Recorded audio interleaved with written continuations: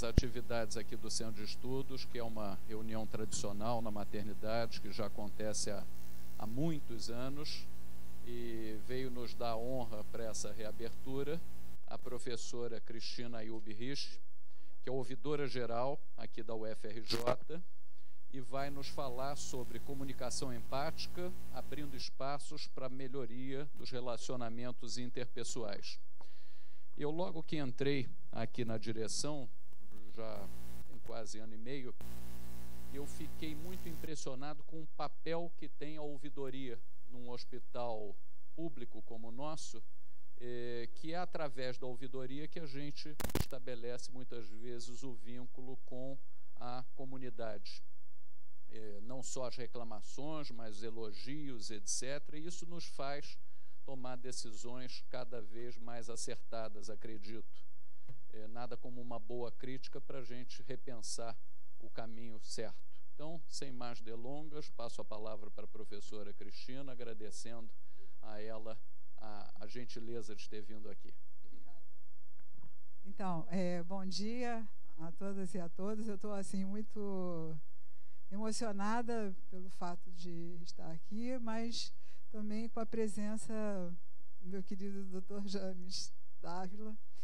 E agradeço muito o convite do professor Rezende.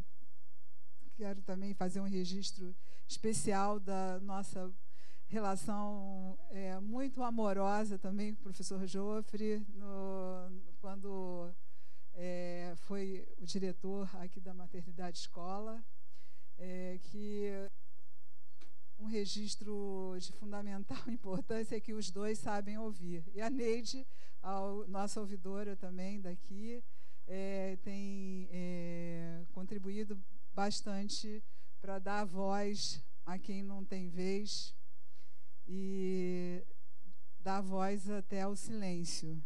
Eu acho que é nesse caminho que a gente vai construindo melhores relações e, principalmente, um ambiente de amorosidade, porque sem isso a gente não pode continuar vivendo, né? Eu vou primeiro fazer um breve vídeo, apresentar um breve vídeo da ouvidoria, um vídeo institucional.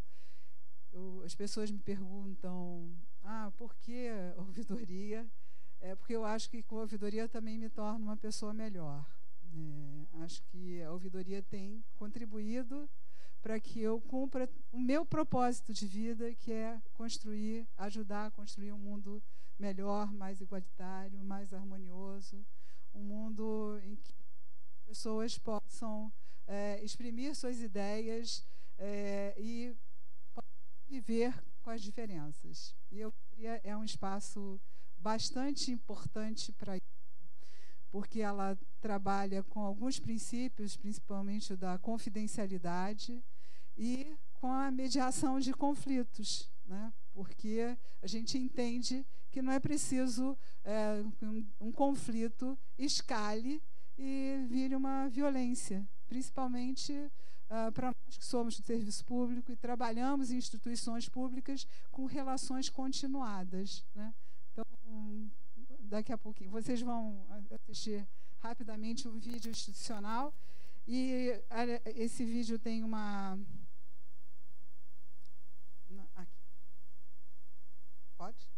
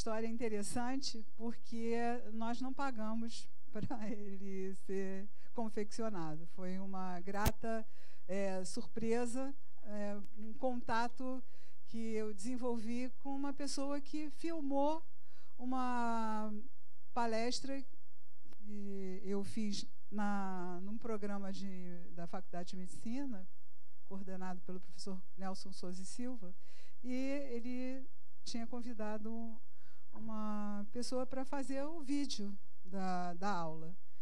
Tudo bem, gravou e tudo mais, e depois nos encontramos casualmente na fila do Detran.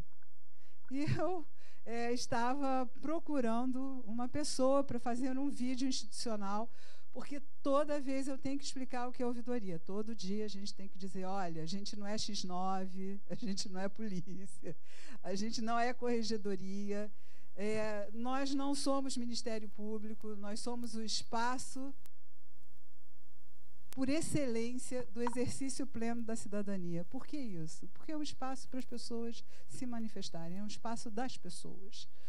E eu encontrei com Renata, será que você pode me indicar onde eu posso fazer um vídeo? Quanto sai um vídeo? Aí o que você quer fazer? Eu quero fazer um vídeo institucional da ouvidoria e o pessoal da área de comunicação da universidade está muito atribulado e entrar numa fila para conseguir.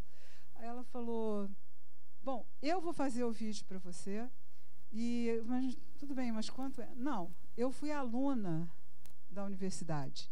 E essa é uma forma de retornar à universidade aquele investimento que eu recebi, né?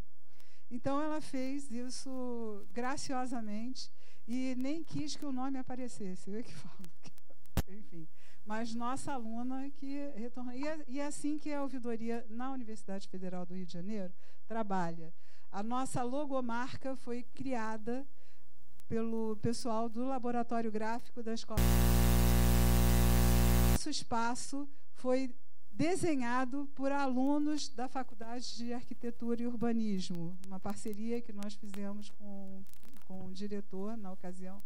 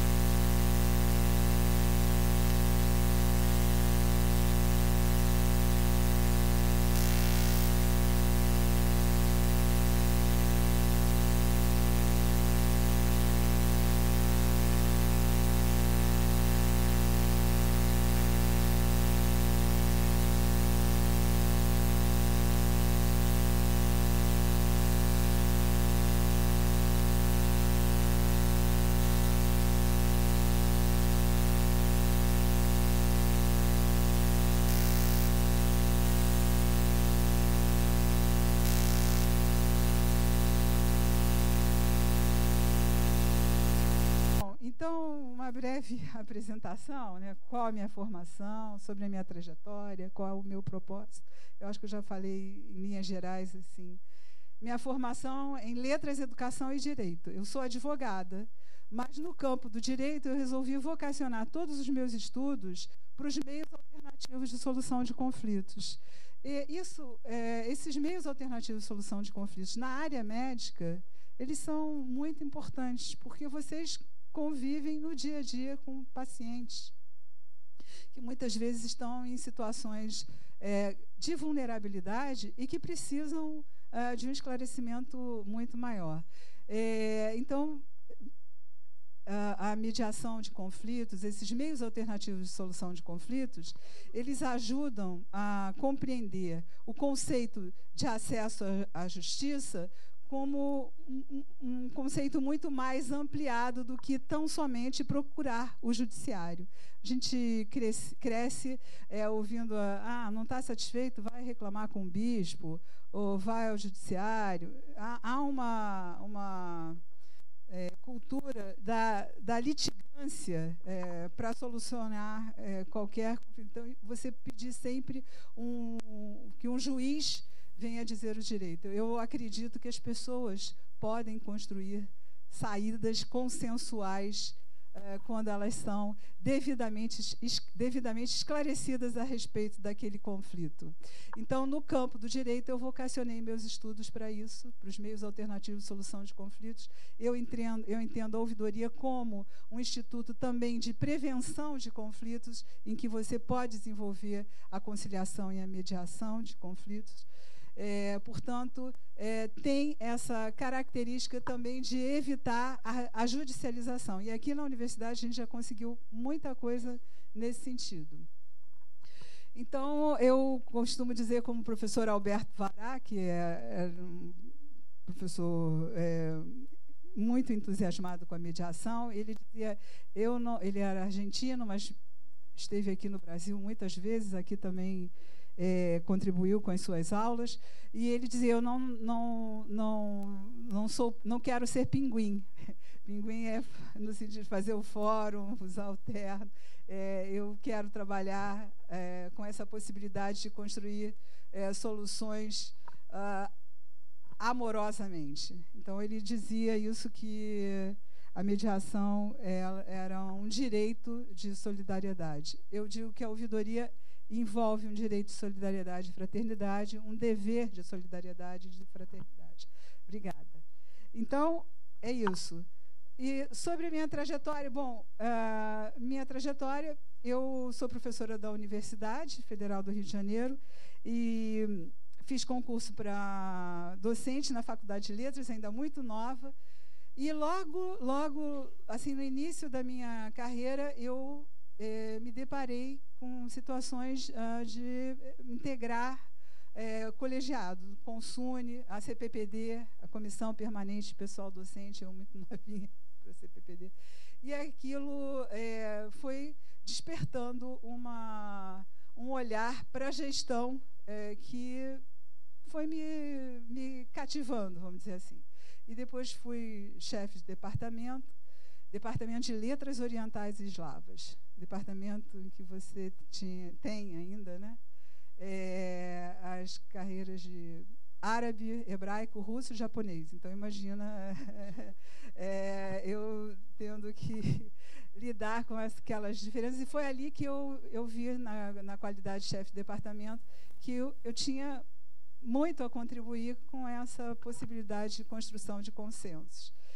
E aquilo despertou, e logo também fui convidada para assumir uma atividade de gestão na Fundação Universitária Zé Bonifácio.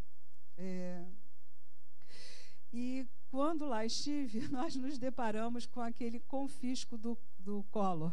Lembram? Estão lembrados? Os mais velhos, sim, os mais novos não.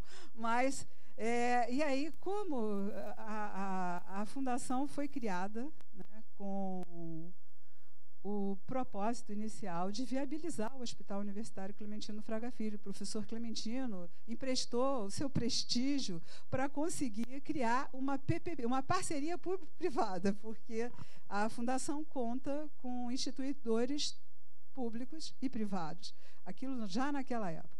O fato é que havia um convênio MEC-MPAS e o Collor confiscou, e ali eu identifiquei, espera aí, a gente não precisa ir para o judiciário, a gente tem condições de administrativamente comprovar que a gente está fora do alcance desse decreto, e a gente conseguiu, e aquilo... foi ali que eu resolvi que depois eu ia fazer direito. Já conhecia a questão administrativa e eu queria me aprofundar nisso. O fato é que essas atividades na gestão me despertaram para como você pode trabalhar melhor esses conflitos que vão surgindo no cotidiano e que você não tem nem noção de quando aparecem, como aparecem e por que aparecem. Então, essa foi... E depois, quando o professor Carlos Lessa assumiu a presidência do BNDES, do Banco Nacional de Desenvolvimento Econômico e Social, me convidou para ir com ele, e eu fui cedida, a universidade me cedeu, e criamos lá a ouvidoria. Então, antes de criar a ouvidoria na Universidade Federal do Rio de Janeiro, eu criei no BNDES. E é muito diferente. São situações bastante distintas, porque são também instituições com características diferentes. Mas foi um sucesso, aquilo foi uma experiência e tanto. E depois eu volto para a universidade, antes de ir para o banco, já tinha feito uma proposta de criação da ouvidoria, um projeto que não pôde ser levado adiante, porque o reitor, na época, tinha sido eleito, mas não nomeado. O fato é que só mais tarde a gente consegue criar a ouvidoria, e hoje a ouvidoria é uma realidade, e eu espero que vocês também compreendam o que a gente faz e que também se transformem em amigos da ouvidoria. É isso. A ouvidoria não é minha, não é para mim, mas é para todos nós, é para a sociedade, é para a comunidade que nos cerca. E é preciso sempre a gente ter esse olhar de compreensão que o que chega é um presente, é uma contribuição a custo zero a respeito da fotografia da sua instituição. Muitas vezes o conteúdo não tem nada a ver, mas muitas vezes é uma manifestação que traz realmente um alerta ou uma confirmação de que você está no caminho certo. Bom, qual o meu propósito? Contribuir para um mundo melhor, ajudar na construção de um mundo melhor e entender que a universidade tem, pelas suas características, tem esse espaço natural de ser o fórum por excelência da cidadania, da civilidade e da construção do conhecimento crítico, transformador e libertador. Eu acho que a universidade pública tem esse condão e tem essa importância, e a gente não pode abrir mão disso. Bom, então é preciso sempre refletir sobre como tratamos os conflitos, o que é a mediação de conflitos, como nos comunicamos, estabelecemos como conexão, será? Dialogamos ou debatemos? São questões para o dia a dia, né? A gente está disposto a dialogar ou a gente está sempre com uma posição para enfrentar e ir para um debate como se o outro estivesse numa disputa? Eu queria lembrar para vocês o preâmbulo da Constituição da República Federativa do Brasil de 88. A Constituição, como diz o Frei Caneca, que muitos devem conhecer pela rua, mas ele foi um expoente que lutava pela liberdade de expressão, por isso mesmo foi condenado à morte. Ele dizia que a Constituição, a definição dele, ata do pacto social, se aplica a qualquer definição de Constituição. É isso. Ata do no Brasil somos um sistema jurídico romano-germânico, quer dizer, vale o que está escrito, nós temos códigos, né, do pacto social. Por quê? Porque vivemos, embora o Brasil tenha uma extensão continental enorme, uma economia que agora não vai bem, mas mas é a maior desigualdade social. Então, é preciso um pacto para que... E foi por aí que o SUS apareceu, pela Constituição, né? A universalidade do SUS. Então, o preâmbulo é aquilo que abre. E ele diz exatamente como a Constituição deve ser. Alguém aqui já leu o preâmbulo da Constituição? Eu faço sempre essa pergunta, porque seria interessante dar uma lida e entender o que diz o preâmbulo. Nós, representantes do povo brasileiro, reunidos em Assembleia Nacional Constituinte para instituir um Estado democrático, destinado a assegurar o exercício dos direitos sociais e individuais, a liberdade, a segurança, o bem-estar, o desenvolvimento, a igualdade e a justiça como valores supremos de uma sociedade fraterna, pluralista e sem preconceitos, fundada na harmonia social e comprometida na ordem interna e internacional com a solução pacífica das controvérsias. Bom, nós temos uma lei específica que trata de mediação, temos uma lei específica para arbitragem, mas se a gente não tivesse, a gente tem uma Constituição que garante essa possibilidade de construção de consenso e solução pacífica. O artigo 1º da Constituição fala dos fundamentos republicanos: soberania, cidadania, dignidade da pessoa humana, os valores sociais do trabalho, da livre iniciativa e pluralismo político. Sabem por que a dignidade da pessoa humana está no item 3? Alguém sabe me dizer? Sabe, Guilherme? Não? Alguém sabe? Porque não há soberania, não há cidadania, não há valor social do trabalho, livre iniciativa, não há pluralismo político sem a dignidade da pessoa humana. E por isso nós, como servidores públicos, servimos ao público, temos que ter atenção a essa questão. É fundamental. Então, eu não posso construir hoje, né, a partir da própria Constituição, construir um prédio e formar, por exemplo, engenheiro e arquiteto, que não identifique que há pessoas com outras necessidades que não são as mesmas minhas, né? Então, pessoas com deficiência que precisam de um espaço adequado para que ela possa ter uma mobilidade também adequada. Isso é respeito. Então, claro, também não posso abrir uma empresa, embora esteja ali o fundamento republicano da livre iniciativa, mas eu não posso abrir uma empresa contratando mão de obra análoga à escravidão. Então, é isso que diz o artigo 1º. Parágrafo único: todo o poder emana do povo, que o exerce por meio de representantes eleitos ou diretamente. Por que eu estou falando isso? A nossa Constituição já prevê 2 tipos de democracia: a democracia representativa e a democracia direta. A democracia direta, na minha humilde opinião, ela ajuda a melhorar a democracia representativa. E o que nós temos como instrumentos da democracia direta? Nós temos o referendo, o plebiscito, lei de iniciativa popular, temos audiências públicas, temos também ouvidoria. Qual é o problema? As pessoas nem sabem que têm direito a ter direito.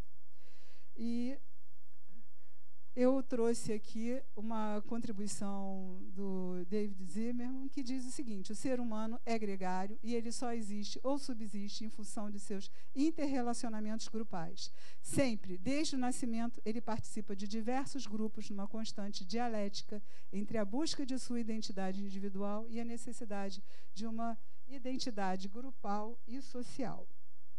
Bom, Dalmo de Abreu Dallari diz que a cidadania expressa um conjunto de direitos que dá à pessoa a possibilidade de participar ativamente da vida e do governo de seu povo.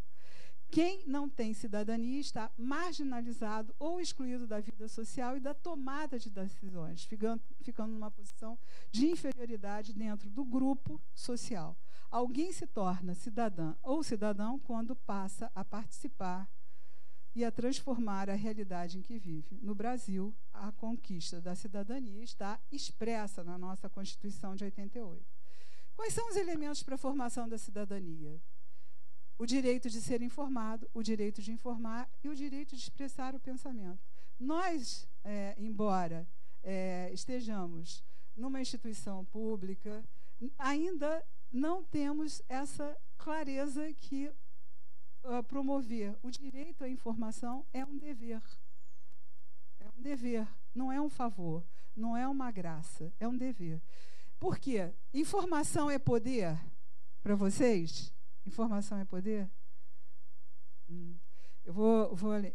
A informação que gera conhecimento empodera as pessoas. E essa informação que gera conhecimento é que faz com que as pessoas possam tomar decisões certeiras.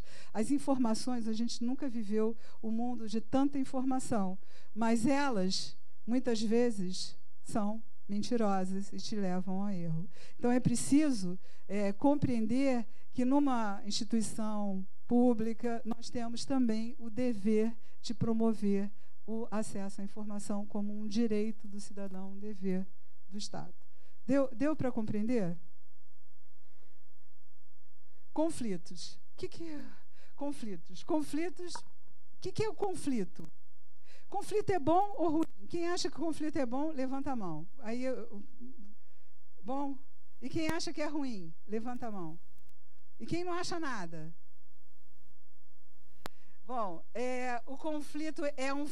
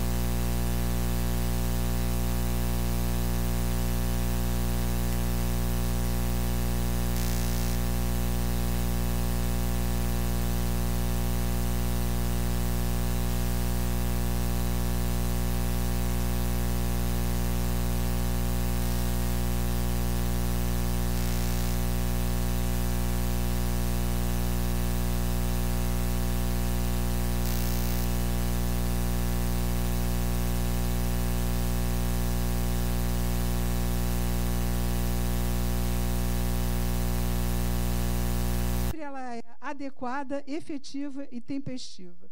E também ela envolve uma mudança de paradigmas, porque a gente muda, a gente sai da lógica determinista binária, certo, errado, para uma lógica cooperativa e não adversarial.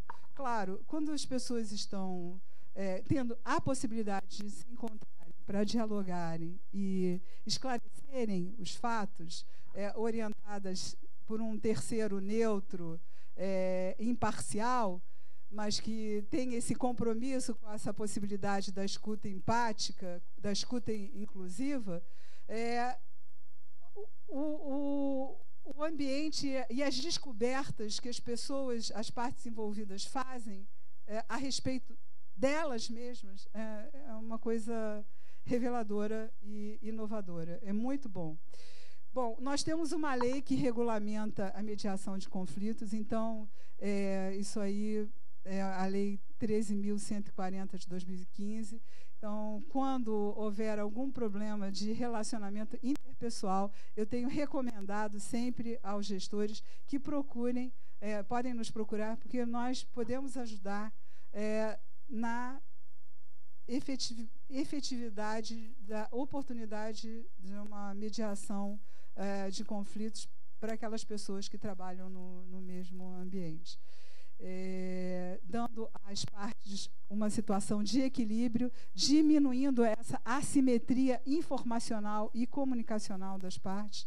Usamos técnicas que são muitas vezes amparadas em teorias de várias áreas do saber, desde a comunicação, da sociologia, da psicologia, até mesmo, enfim, nos amparamos em saberes da antropologia, e agora estamos também muito interessados na neurociência, né? Isso, quer dizer, a forma como uma pessoa se expressa, a linguagem que ela usa, como ela fala, qual o impacto que isso cria no outro, enfim. Bom, os princípios da mediação: imparcialidade do mediador, isonomia entre as partes, oralidade. A gente trabalha muito com essa, porque a oralidade ela é libertadora, informalidade, autonomia da vontade das partes. Evidentemente que, se as partes não quiserem uma mediação, elas têm autonomia para dizerem: não queremos mediar. Então, a gente sempre faz, quando acontece um conflito, a gente faz uma pré-mediação, e a gente usa também algumas técnicas, como caucus, que é ouvir separadamente em tempo igual as partes, e falar para uma ou para outra só o que a outra permite, enfim. O que a gente usa com isso? A busca do consenso. E mesmo que o consenso seja, não dá para acordar em nada nesse conflito. A confidencialidade, isso é muito importante. Vocês, como médicos, sabem o que é isso.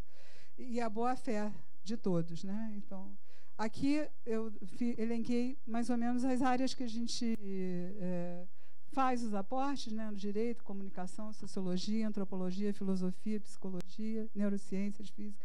Meu mestrado e doutorado é no campo de história das ciências, das técnicas e epistemologia. E eu trouxe também para vocês, por exemplo, os princípios de Harvard, que tem um procedimento de mediação, que nessas questões de conflitos é sempre importante negociar interesses e não posições, construir soluções de benefício mútuo, separar a questão da relação e criar critérios objetivos, separar as pessoas do problema, concentrar-se em interesse, não em posições, buscar múltiplas opções objetivas.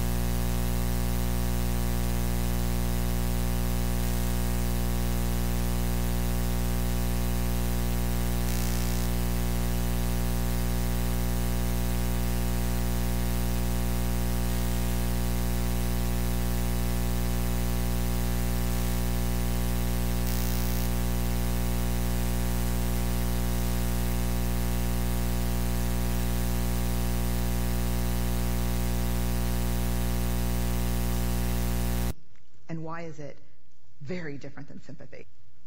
Empathy fuels connection. Sympathy drives disconnection. Empathy, it's very interesting. Teresa Wiseman is a nursing scholar who studied professions, very diverse professions where empathy is relevant, and came up with 4 qualities of empathy. Perspective taking, the ability to take the perspective of another person or recognize their perspective as their truth. Staying out of judgment, not easy when you enjoy it as much as most of us do. Recognizing emotion in other people and then communicating that. Empathy is feeling with people. And to me, I always think of empathy as this kind of sacred space when someone's kind of in a deep hole and they shout out from the bottom and they say, I'm stuck, it's dark, I'm overwhelmed. And then we look and we say, hey, you climb down. I know what it's like down here, and you're not alone. Sympathy is, ooh, it's bad, no, you want a sandwich?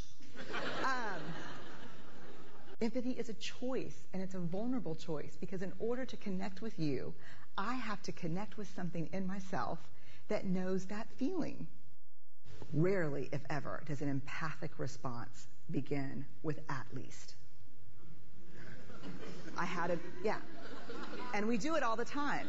Because you know what? Someone just shared something with us that's incredibly painful, and we're trying to silver lining it. I don't think that's a verb, but I'm using it as one. We're trying to put the silver lining around it. So, I had a miscarriage. Oh, at least you know you can get pregnant. I think my marriage is falling apart. At least you have a marriage. John's getting kicked out of school. At least Sarah is an A student. But one of the things we do sometimes in the face of very difficult conversations is we try to make things better. If I share something with you that's very difficult, I'd rather you say, I don't even know what to say right now, I'm just so glad you told me. Because the truth is, rarely can a response make something better. What makes something better is connection.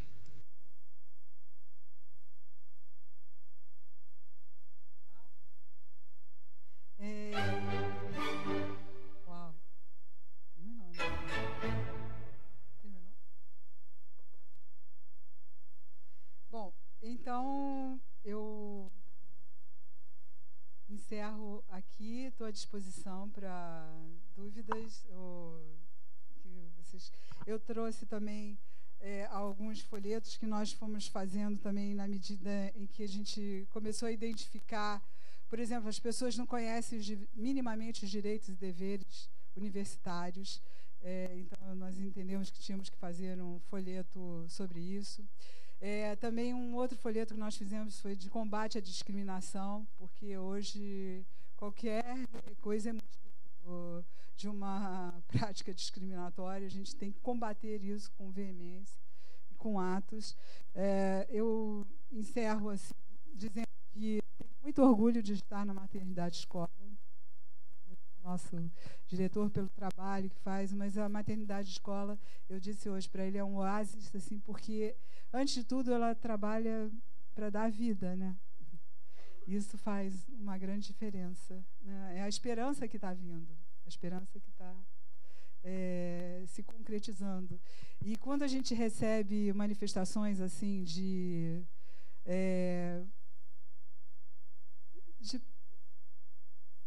mães que têm os filhos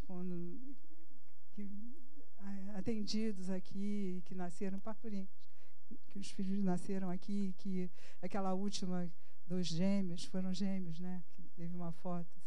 E aí isso tudo diz para a gente assim, como é importante trabalhar numa instituição pública, numa universidade pública.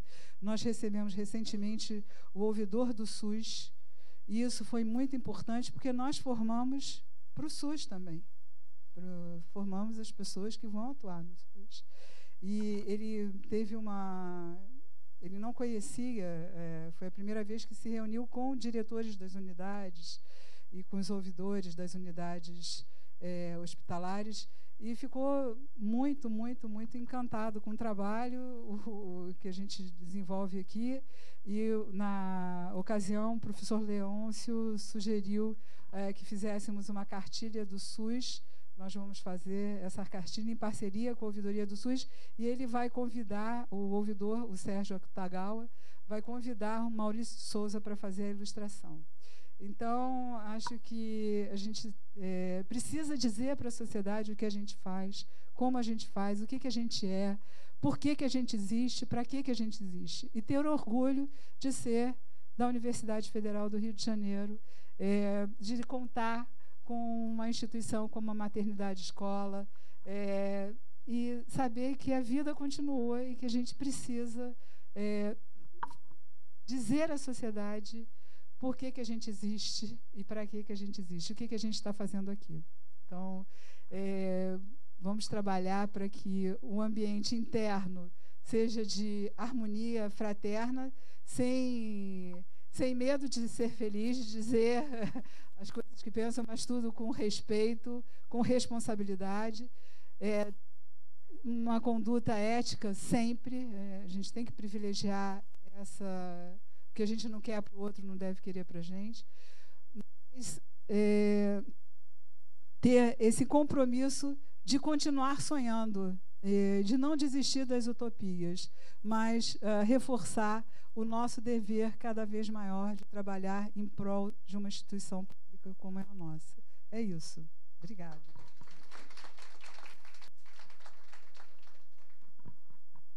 Agradecer à professora. Acho que começamos a nossa programação de 2020 com o pé direito. Foi ótimo. E isso é muito importante, porque aqui, professora, nós temos gente de todas as esferas e profissões. Quer dizer, não tem estudante de medicina, tem estudante de outras áreas, tem profissionais da casa, enfim, todos nós que temos contato com o nosso público, com o nosso paciente, temos o dever já original de atendermos da melhor forma possível. Esse pensamento, essa máxima de fazer pelo outro o que a gente espera que seja feito pela gente, eu acho fundamental.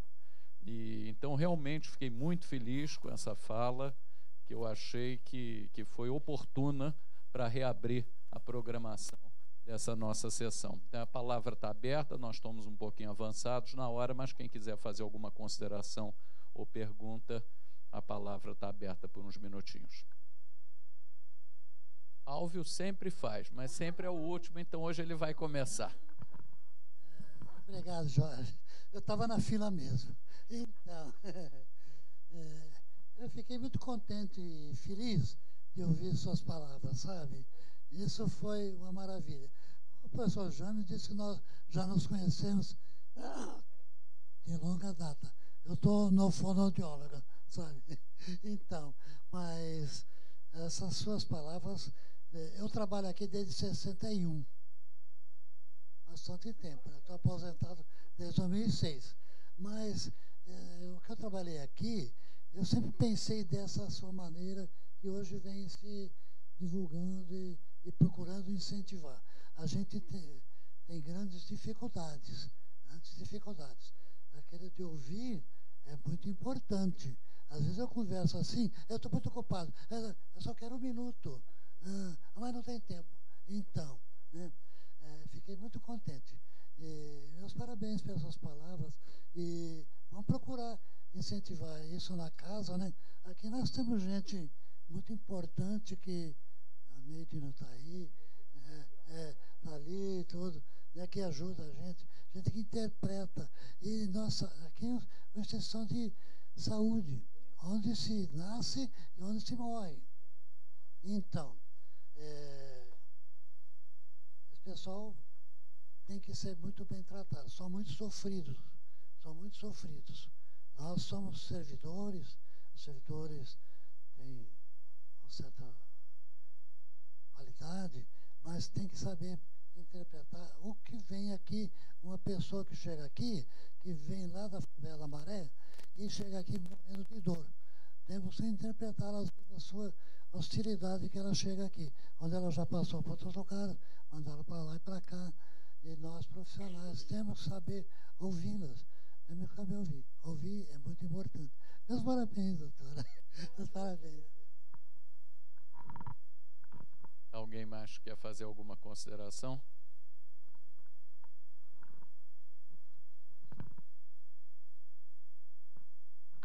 Bom, meu nome é Neuza, sou nutricionista e gostaria de parabenizá-la pela excelente palestra. E nós estamos participando do grupo Papo Cabeça aqui, que começou com o professor Leonídio e a psicóloga Regina, né? E vem acontecendo ao longo desses anos.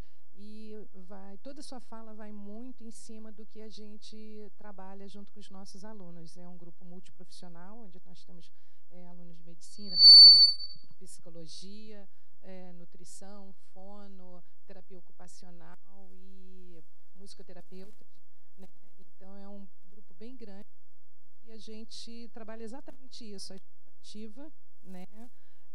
A empatia e o trabalho da mediação de conflitos, porque nós trabalhamos em escolas e abrigos também. Então foi assim, caiu assim, foi muito legal. Agora temos até uma aluna aqui nossa, residente nossa, que foi do grupo também, então ela pode, né? Parabéns, viu? Parabéns. Então, novamente agradecer. Aqui quem vem ganha um certificado e estou vendo que agora ganha também um pendrive da maternidade escola. Eu agradeço, olha, mas eu vou trazer uma notícia aqui que eu acho que é importante. A gente trabalha muito com a reclamação, com a insatisfação humana, né? E chegou alguma manifestação na ouvidoria a respeito de reclamação de barulho na área de hospital e em volta do hospital. E me ocorreu de conversar com o diretor da escola de música para que, numa atividade de extensão, a escola de música pudesse apresentar seus músicos nas unidades hospitalares. Isso está sendo costurado, vai ser uma realidade. O diretor aceitou. Então, vamos trazer música também para a maternidade escola. E é assim que a gente trabalha. De uma manifestação individual, a gente consegue propor ações e políticas coletivas e de caráter difuso, né? Hoje, quem almoça no restaurante universitário, o menu semanal na internet foi proposto pela ouvidoria. A gente, ser de nutrição, a gente recebia muita reclamação por que não oferece esse tipo de comida, essa qualidade, né? Aí eu falei, quer saber? Vamos fazer. Sugerimos e aceitaram, acataram, colocar o menu semanal, informatizado, para as pessoas também ficarem atentas. E lá, hoje, você tem um folhetinho também para analisar, avaliar a qualidade da comida. Então, a ouvidoria é isso, ela trabalha com situações que vão de uma complexidade do alfinete ao foguete. O outro curso que a gente vai fazer em parceria de extensão com o professor João Sixu, lá da Escola de Economia, é sobre superendividamento, porque a gente já identificou que nossos servidores e muitos aposentados são alvo dessa política de crédito consignado e que está levando muita gente a debacle. Então, nós vamos contribuir, fui ao professor João e vamos fazer aí uma atividade de extensão nesse sentido. Tá? Enfim, apareçam lá. Estou lá no segundo andar, tem um cafezinho e tem um bombonzinho. Eu já engordei 30 quilos de trabalhar com a insatisfação humana, porque eu também me angustio com... Mas eu acho que está valendo a pena, porque eu também acredito na possibilidade da mudança. Professor, muito obrigada pelo convite. Obrigada.